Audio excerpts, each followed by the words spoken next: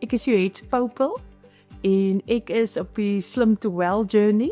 So kom ek vertel gou net bietjie vir julle van hierdie my journey.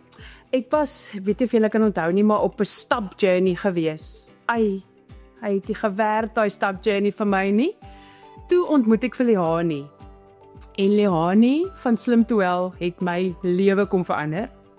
Sy het vir my lewe teruggegee. Ek is 'n ma van 6 kinders en dit gaan rof jong, ek moet daai oorskiet nuggets en daai stukkie pizza eet ek mag. Verstaan julle? Moes kan nie kos so mors nie.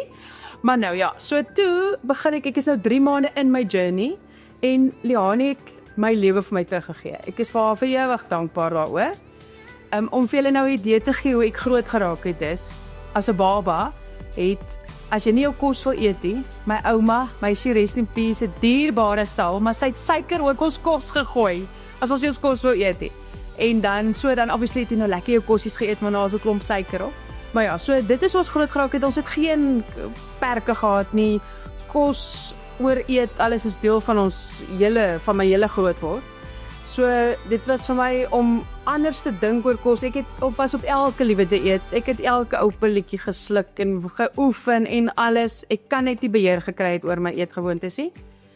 So hierdie produk van Slim to Well het letterlik die food noise in my kop weggevat. Weg. Ek het dag en nag gedink aan kos. Soos ek's besig om te eet, dan dink ek, wat kan ek net nou eet? Of wat kan ek môre eet? Of wat kan ek vanaand eet? So hierdie baie keer op 'n dag nou, sit ek en dink ek, dit's eintlik so 'n bietjie honger en besef ek het nog nie geëet die dag nie.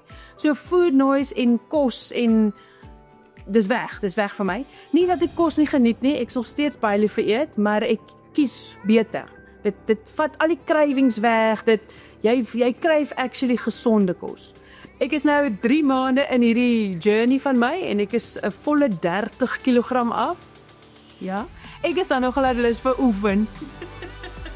In elk geval, ja. So, ons hele huis se dinamika rondom kos het verander. My kinders eet beter, gesonder. En ons honde is nou wel bietjie vetter, want hulle kry al die oorskoet, maar ons eet nie nou meer die oorskiet nie.